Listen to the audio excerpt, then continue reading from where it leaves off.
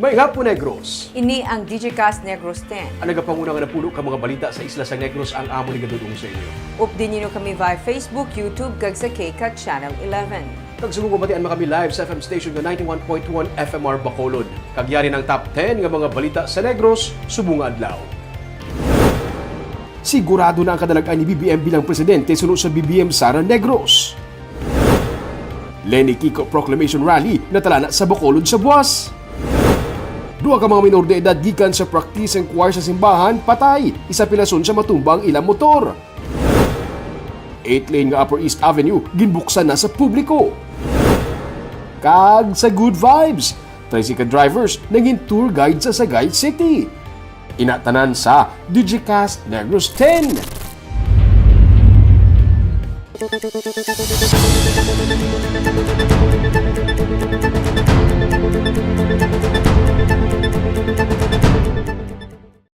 Sa number 10,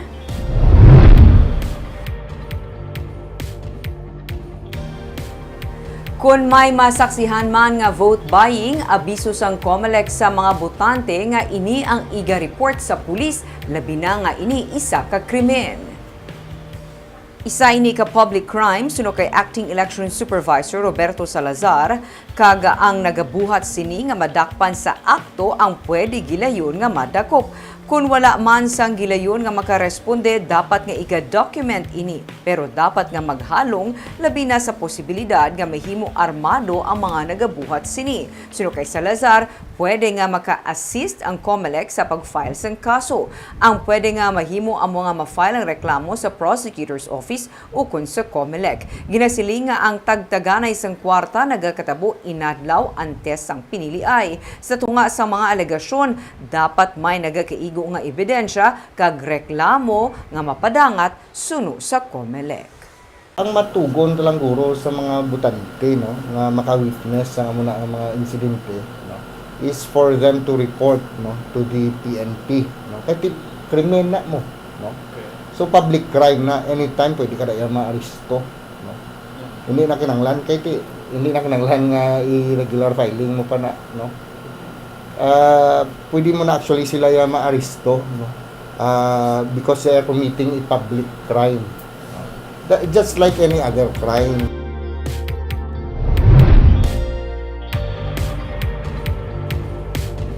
Sa number 9, nadulong na sa mga banwa kag syudad ang mga balota pati na mga vote counting machines.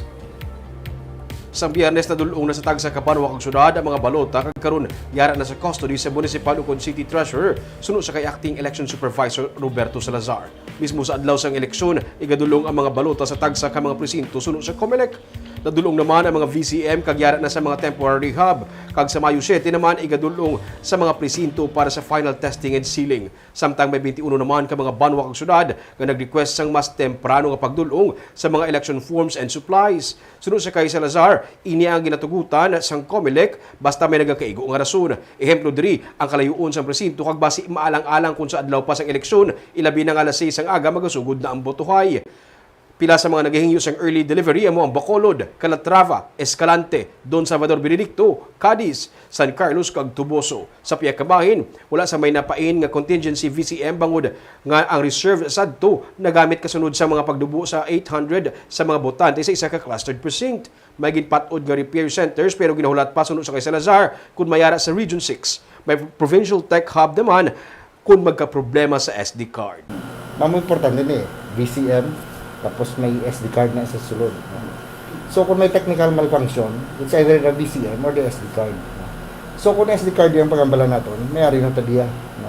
Ini-establish ito ng technical hub dito. Ang inatanaw lang natin nga may problema kung ang VCM niya ang magbatyag, no? Hardware. So nalit ng line repair. Oo, mechanical. Oo. So hindi man kami on our own makapang-repair sina kay in the first place hindi kami authorized magkuan. No. But of course, ang akong mga personal diri no, will be rendering technical assistance given sa hardware on.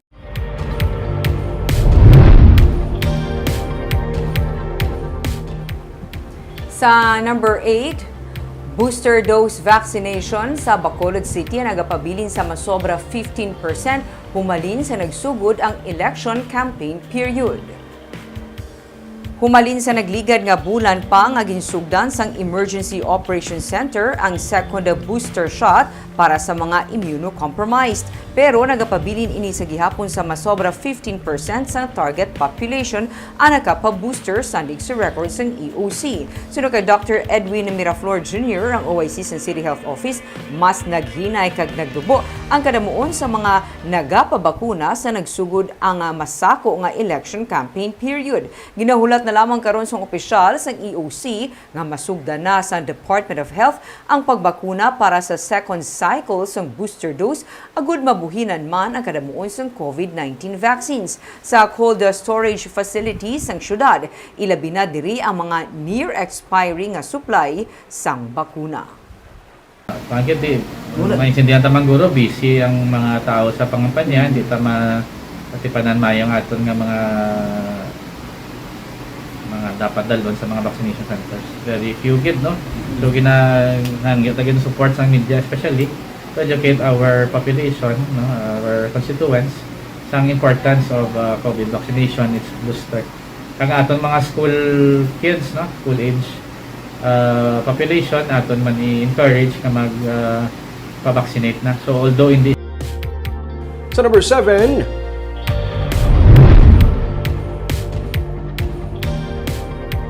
big time nga rollback sa presyo sa LPG ginpatuman, samtang may pagdugo man sa presyo sa produkto petrolyo sumugod buwas. 5 ka pesos kag 75 sentimos nga big time rollback sa liquefied petroleum gas ang ginpatuman na. Ganing 11 kg nga LPG tank nagahamboy sa 1,012 pesos. May rollback man sa presyo sa produkto petrolyo. Sumugod buwas, 65 sentimos sa kada litro ang ibuhin sa presyo sa gasolina. Piso kag 15 sentimos naman ang ginapaabot nga buhin sa presyo sa kada litro sang diesel nga karon nagahamboy sa 75 pesos ang litro. Ini ang mangin ikaapat na nga rollback sa presyo sa produkto petrolyo karon nga tuig.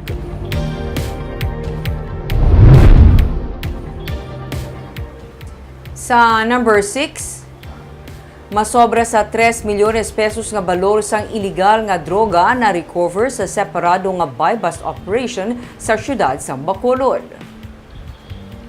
1.7 milyon pesos nga balor sa ginapatihan shabu ang nakuha sa City Enforcement o City Drug Enforcement Unit gikan sa 21 anyos nga lalaki nga nagaserbe bilang courier sang isa ka grupo. Ang suspect amo si Christian Oliveros. Sunod sa CDEU, si Oliveros amo ang ginasugo sang grupo nga mag-pick up kag mag-deliver sang illegal nga droga. Siya nadakpan kahapon sa operatiba paagi sa buy-bust operation sa reclamation area sa Bacolod. Samtang 1,360,000 pesos naman nga balor sang illegal nga droga na recover sang Police Station 8 sa buy-bust operation sa Purukahirok, Barangay Singkang Airport sang Sabado. Subject sa buy-bust amo si Baby Girl Villarna nga sadto na preso bangod man sang illegal nga droga. Dakop man ang duha niya kaupod. Kaso nga paglapas sa Republic Act 9165 ang ipasaka batok sa mga gindako.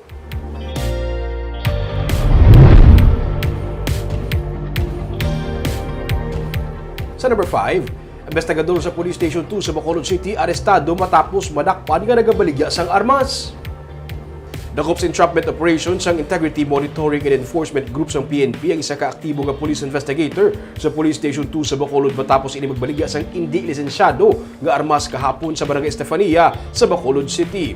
Ang ginakop amo si Police Staff Sergeant Herwin Catolico. Si Catolico amo gintarget sang IMEG bangod sang involvement sini sa baligyaan sang armas sa probinsya. Na-recover sa entrapment operation ang yatkutani ibaligya nga 45 caliber nga armas nga hindi lisensyado. Magluwas sa criminal charges, ginpahayag man sang pamuno sang Police Station 2 nga si Police Captain Paul Vincent Pendon nga ilaman pasakaan sang administrative charges si Catolico.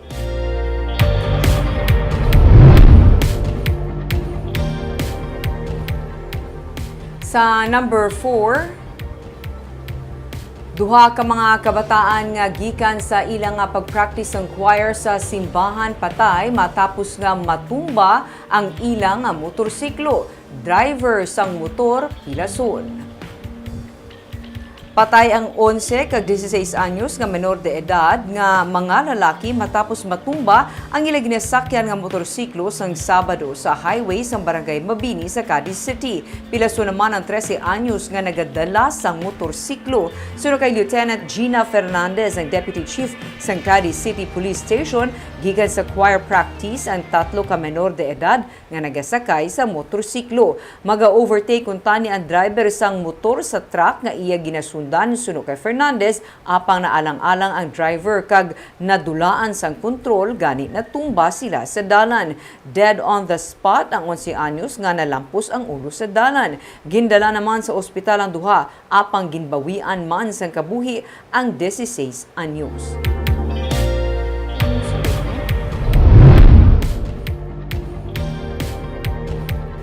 Sa number 3, walo ka lane nga dalan sa sulod sang township project sa Mega World nga mag-aangot sang Lopesina Street kag Circumferential Road ginbuksan na sa publiko. Yaring report.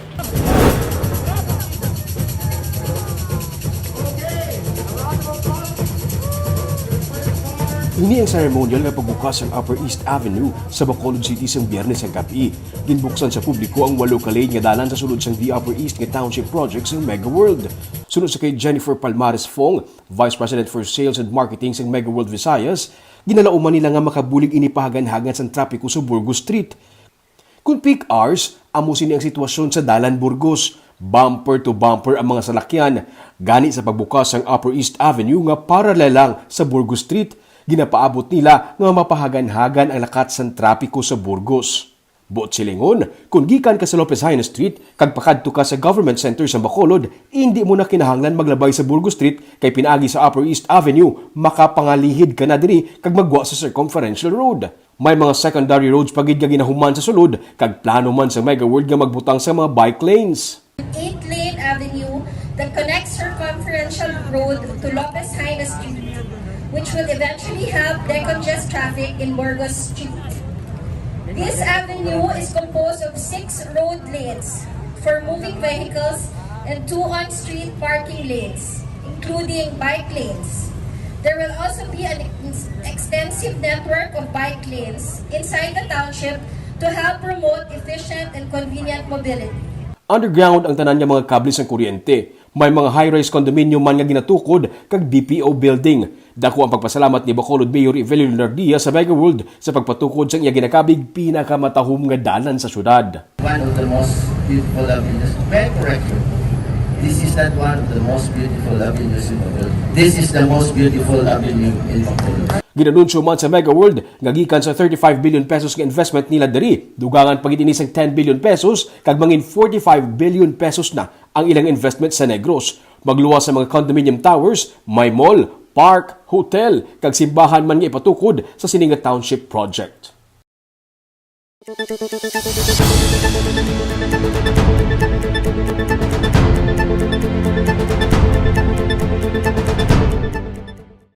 Sa number 2,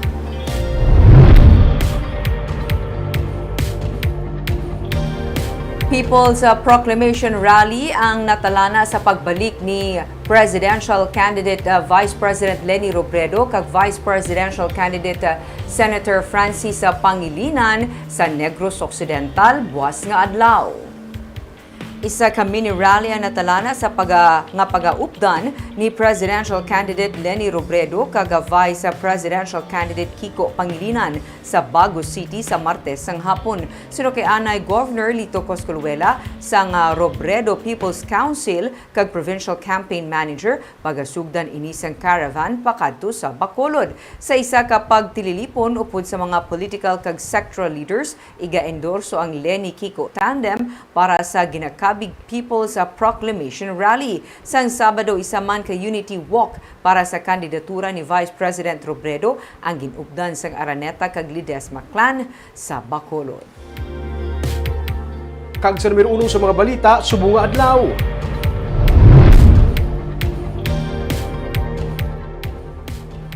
Sa anong kaadlaw antes ang pinili ay, kampante ang kampo ni Presidential Candidate Ferdinand Marcos Jr. diri sa Negros Occidental nga siya ang mangin madinalag-on.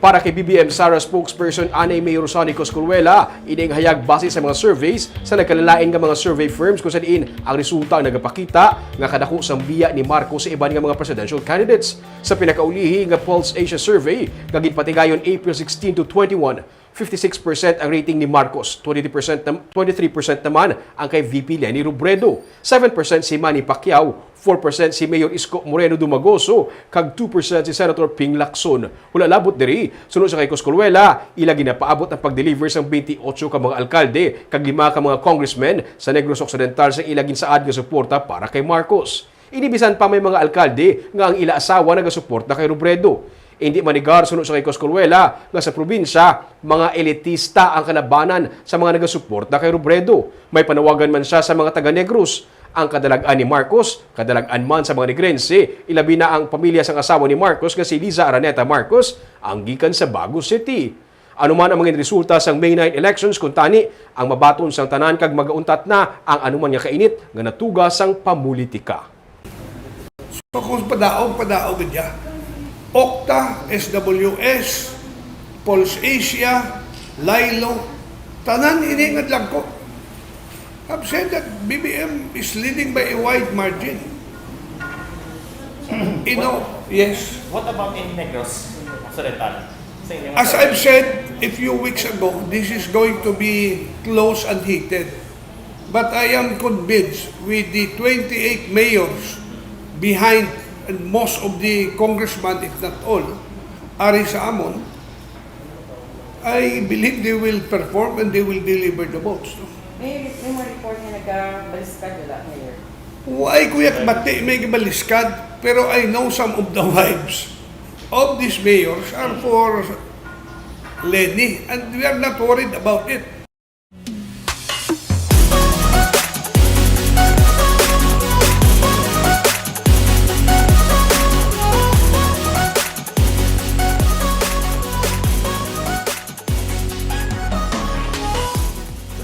Sa Good Vibes sa Sagay City, mga tricycle driver ginhimo nga tour guide.